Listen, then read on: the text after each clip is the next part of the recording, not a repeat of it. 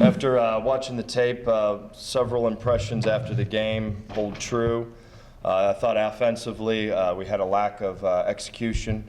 There was opportunities that were presented ourselves early in the game. I thought defensively early we played well, and it was very similar to the Akron game in which we were able to take advantage of those opportunities the defense gave us. We weren't on Wednesday night. And what happened was a result of not scoring points in the red zone.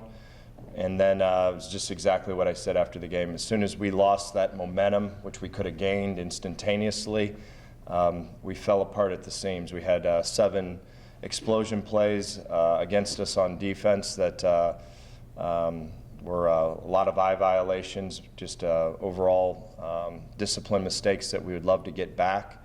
And that's the frustrating thing that's going on defense right now, is that they're for 60 some odd plays they're playing pretty well and competitive, and then we hit that span of 7 plays that we don't play well, and they're all resulting in massive explosion plays. Offensively, we were at the point of attack. We were high in our number of point of attack issues. Out of 45 runs, we had 13 missed opportunities, 20 MAs, all of which we got as coaches and players clean up. But the fact of the matter is that we had opportunities to change the momentum of the game, change the complexion of the game early, and it was a great learning experience for the young guys that whenever you're playing a premier team in our conference and you're given those opportunities, which Miami gave us those opportunities, they're going to look back on the tape and they're going to go, that's not how we're going to play to give ourselves a chance to win the championship. And what you learn from is that whenever a team gives you those opportunities, particularly in November, you got to take advantage of it, in which we didn't. So there was a lot of great learning that took place, painful learning to say the least. It's probably out of the games that we played this year, there's been a handful of just pure frustration, because I know exactly where we're at. And this is one of them. This is pure frustration.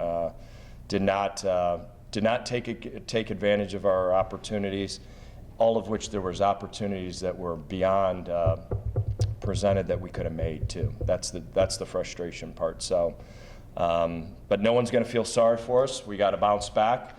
We got to have a great short week here, and we're getting a lot of the same this week. We're playing a very, very tough, disciplined, hardworking, wired right organization, and I think the film that I've watched on them already, I'm very impressed with them. They're tough, they're smart, they get it, and anytime you're tough and smart, you've got a chance in this conference, and they got a great quarterback. So they're wired the right way. They play great defense. They're very physical up front. Offensive line, I think, is outstanding. So the formula so far, what I've learned in this conference, it's not complicated. Get a bunch of guys up front on defense and offense that are tough, physical, and strong, play together, get a quarterback, and find a way to get 2 or 3 difference makers on each side of the fence, and you got a chance to win this league. And the teams that we're playing that are running for the championship right now, that's what they have. So it's been a very good learning experience for our staff, and it's painful, though. Painful right now, but without a little pain and misery, you can never get to where you want to go. So we know where we need to go. We got a lot of things to work on, and we're just going to keep chipping away at that rock. With that said, obviously you want to win to close out the season. What do you want to see out of your guys these last 2 weeks of the year? I want to see whenever at Akron, for example, things went well. Toledo, we started out the game with a 80-some, 75-yard, whatever it was, with Grant Loy, which got momentum going. And where we struggle right now is very much what happened last night. When things don't go right, there's times that we just fall apart at the seams, and it goes fast. And the biggest thing that I want to see from our team is when the momentum and when things aren't going right, the ability to hang in there and ride the momentum wave and not let the momentum just break you in half. So those are some of the things that we definitely want to see here these last 2 weeks, because we're going to face 2 teams, in my opinion, that are very, very physical.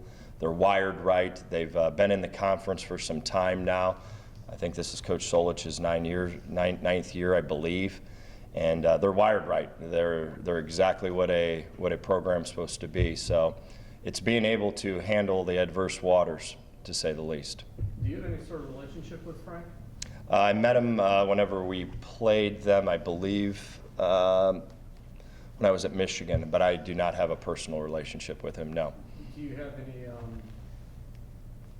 if admiration is the right word, but I mean, but 75 years old now, he's been there for a number of years. I mean, he's still, still doing this. Yeah, he's, Coach Carr speaks very highly of him and always has, even since I was a GA 20 some odd years ago. I just remember Coach Carr always holding him in very high regards. High character guy, does things the right way, recruits, wins, can build a program, does things right, believes in going to recruit tough and smart, which you can see on tape. They are tough, they are smart, they don't beat themselves.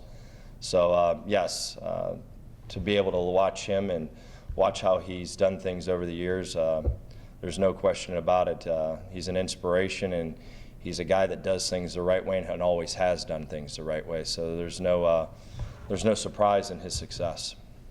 How difficult is it to rebound when you lose that momentum, especially in the manner you did last night, especially with the inexperience? Yeah, you got to bounce back. I mean, that's part of the thing that I'm talking about. We have no time for anyone to feel sorry for us, and we don't have momentum right now, but it's our Sunday or whatever it is right now, our Monday. That doesn't mean that momentum can't.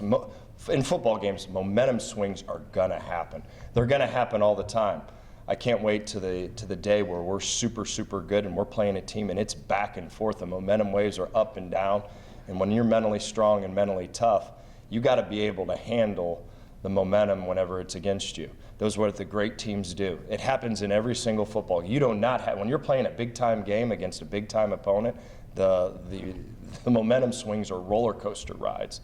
And being able, that goes back to your training. That's why I keep complaining about the intensity, the way you do business year-round, the way that you do things in practice, because that's learned on the practice field. When you got an offense and a defense that are playing for the MAC championship every single day out there, momentum swings are going to happen. They're going to happen all the time. And that's why this ideology and this thought process of being 1,000 miles an hour all the time, being able to wake up in the morning on a Tuesday and spring practice number 6, and you think that you're playing for a MAC championship, that's the mindset that it takes to be able to handle those momentum swings. And that hasn't been the case around here. It's a total different 100% thought process and culture swing. It doesn't happen overnight, but that's where we need to go. And I saw from Buzz, which I'm close with from Virginia Tech, he said that's a given. You shouldn't have to be able to be begging and on your hands and knees to constantly practice hard in the right way. And he's right. That's where we need to get it. It's just that's a given. There's no teaching there. You walk on the field and it is 1,000 miles an hour. It's competitive as all get out. That's what teams that win do. So it's a great challenge. It's exciting, and we're going to get there. It's just not fun at times. Well, over these last 2 weeks, how do you balance? You're obviously still trying to win, but getting some of those younger guys some playing time and just kind of seeing what you have moving. Yeah, the positive about defensively is that we're able to do that right now. The recruiting class that in the 19 that was half committed and half wasn't when we got here, those guys were majority defensive players. Almost all of them were defensive players. So we're really right now, if you really look at like who played last night, there's a ton of freshmen that are playing right now. So that's going to be a great advantage for our defense for next year. I wish it was the same case on offense. I wish that we had a bunch of freshmen that we had numbers that can play and gain experience, because that's money in the bank. You're just depositing money for payback later. And offensively, that's not the case. But defensively, the pain and misery that is occurring playing so many youth and so many young guys, that will all pay dividends here in the future. I think Ohio is allowing about 30 points a game, so there's definitely some opportunity next week. How do you approach approach that, especially when you? You know what? Just like I said, it's fascinating. That number shocked me, to be honest with you, because I've already watched every single cut up of OU on first and second down. Watched every single one again of their defense, and you don't see a lot of explosion plays. You don't at all. I think they stopped the run, so it'll be interesting over these next 72, 24 hours, 48 hours, excuse me, to watch the situational cut-ups to see where they're giving their points up, because when you watch them first and second down open field, that number that you just gave me is mind-boggling, because you don't see it on tape whatsoever.